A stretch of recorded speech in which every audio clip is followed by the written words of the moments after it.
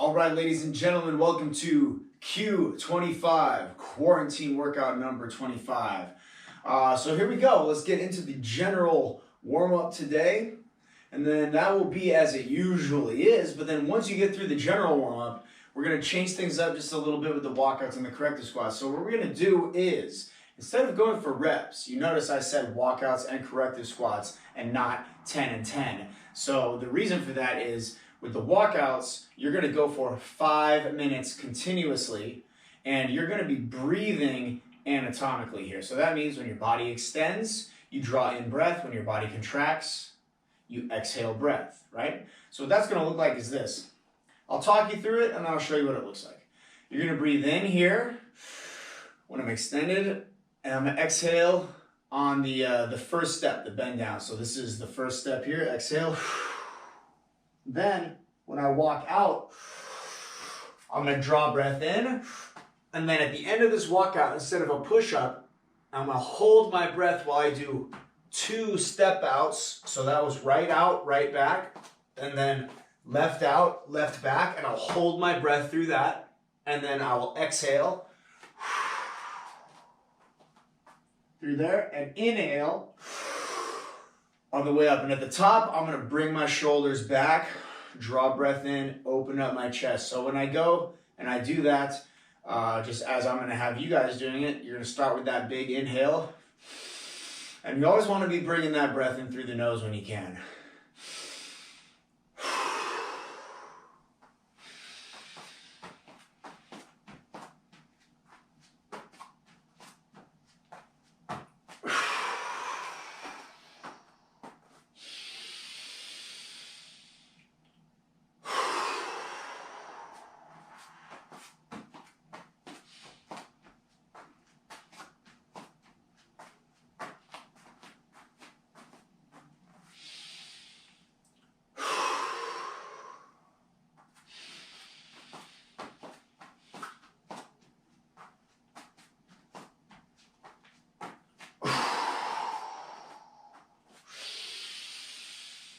And it'll take you a little bit of time to really get comfortable with that breathing pattern. But then once you get comfortable with it, you want to start really being relaxed with it. And what I found is that as I went through those 5 minutes, the pace was slowing down, but the amount that I stepped out on that step out started to increase. So in the beginning, I was doing, maybe just a moderate step out like this. But then towards the end, I was really, as I warmed up, I was really stepping out a lot farther and pushing it a little bit. And remember, on that step out there, you're holding your breath, exhaling on the way back. So for the corrective squats, we're going to do something similar.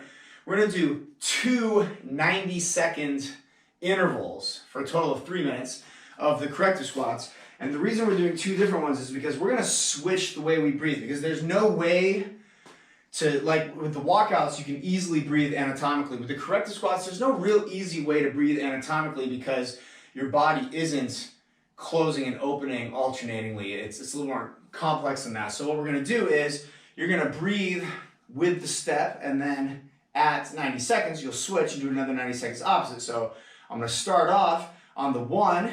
You remember, it's 1, 2, 3, 4. So in the beginning, I'm going to go exhale, inhale, exhale, inhale.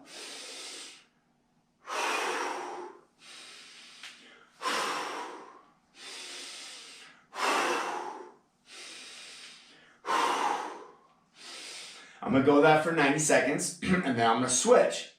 So I was just exhaling on the way down. Now I'm going to inhale. Exhale, inhale, exhale. And then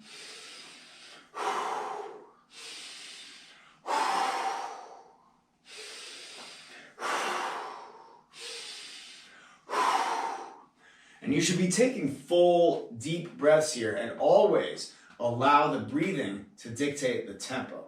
So have a good time with those. All right, folks, so for circuit number 1 here, what we're going to do is we're going to go through this 4 times.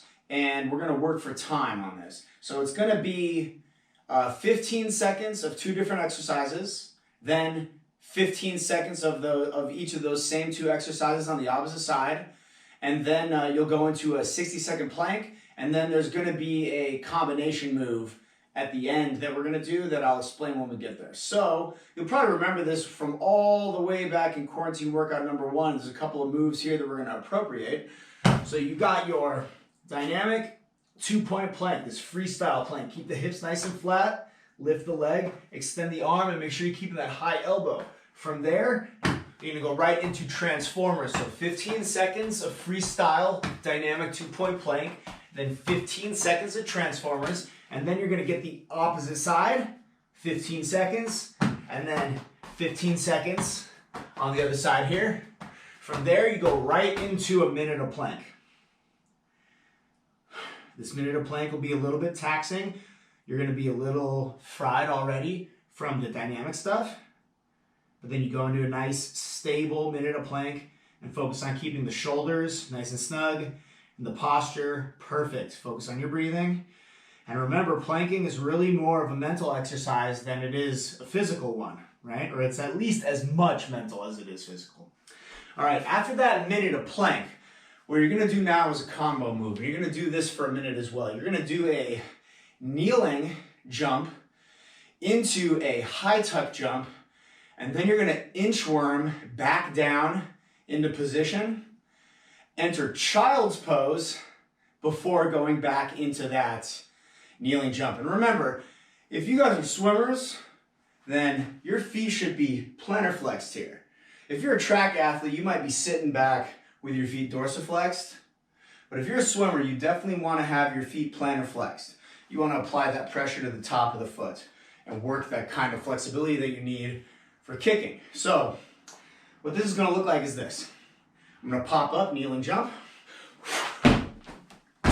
And then I'm going to go back down and I'm going to inchworm back into my center position on the mat. Enter child's pose. Sit back down.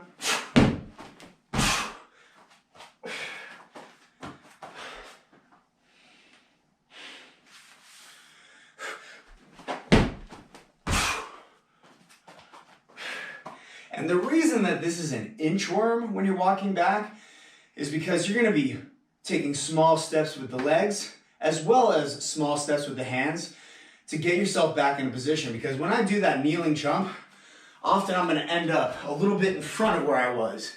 And you're going to do that high tuck jump, and you might land a little bit forwards or a little bit backwards. So when you get back down by doing this inchworm, that's going to let you get back into the position that you need to be in on your mat so that you can get into the next rep. So that goes for a minute as well. And then you take 1 minute of rest and you go that entire circuit for 4 rounds. All right, so I guess you've come back for the main work. The main work, circuit number 2, is going to go for 10 rounds. Now it's very, very basic, but it's going to be challenging. So what we're going to do is, for the rest, after each of the first 4 rounds, you're going to take 2 minutes rest. Then after each of the next 3 rounds, you're going to take 2.5 minutes rest. And then after the last 2 rounds, you're going to take 3 minutes rest, and then you'll do the last round. So you got 4 rounds with 2 minutes rest, then 3 rounds with 2.5 minutes rest, and then 2 rounds with 3 minutes rest, and then you'll hit your last round.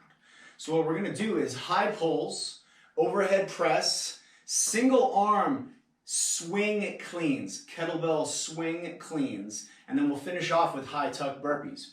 So we're going for reps, not for time this time, so you will be rewarded with faster work by having a shorter rest interval in this instance. The reps are going to be descending, so it's 20 high pull, 15 overhead press, 10 kettlebell cleans, swing cleans on each side.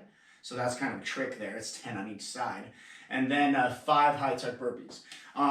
Before we get into this, I'm going to do 1 round of this just for fun. and then I'll show you a med ball variation. Before we get into this, a quick word about the overhead press. I talked about this a little bit in a live Instagram workout that I did, but one of the things that I was really realizing was that the breathing in that overhead press is very similar to butterfly breathing, in the sense that I'm gonna breathe through my recovery and then exhale and have my head down on the finish. So when I do this overhead press, I'll show you with the weight in just a second. I got the weight connected to my chest, my hips are forwards. I'm gonna pop up and hips forward. This is where I'm breathing in fly, right here, right? So I'm gonna be hips forward, I'm gonna pop that weight up, I'm gonna breathe, and then as I finish that press, I'm gonna drop my hips back. I gotta move my head back out of the way, and then I'm gonna drop hips back, head down, and I'm gonna exhale at the top. So the breathing is gonna be like this. Right? And you wanna understand how similar that is to butterfly. And with the kettlebell, it's gonna look like this. So I'm breathing in, out on the way up, and in, out on the way down. And that rhythm really is very, very similar to fly. So I'm gonna go ahead, I'm gonna do a round of this right now, just to see how hard it is. I think it's gonna be pretty fun. And here we go, we got 20 of these high pulls. Come up to the toes on these. It's toe heel, right? Power, then relax.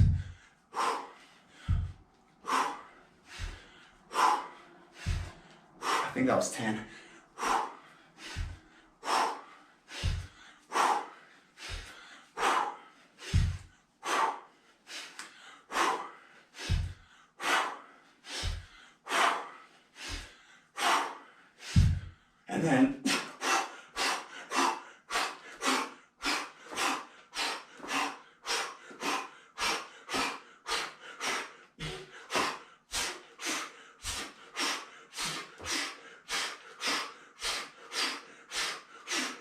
And then swing cleans.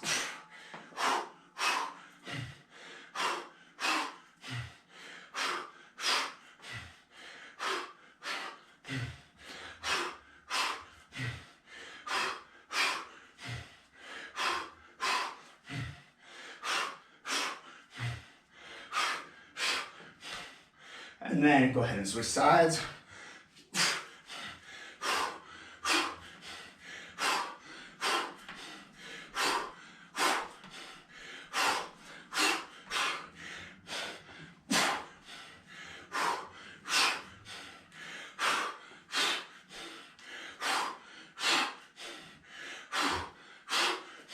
Set that weight to the side.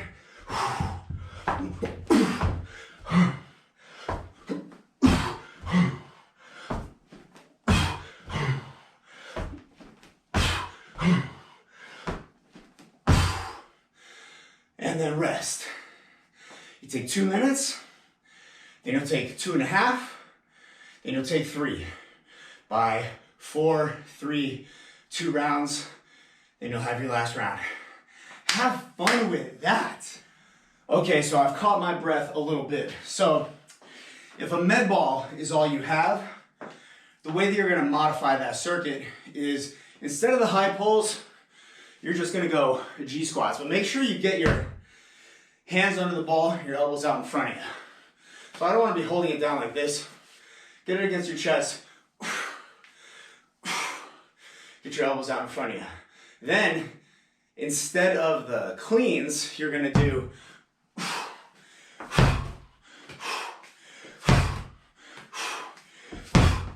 hammer slams. You'll go 10 on one side, then 10 on the other side before you drop that ball and go into the high tuck burpees. So, whether or not you got a kettlebell or a med ball, you got some work to do. Have fun with it.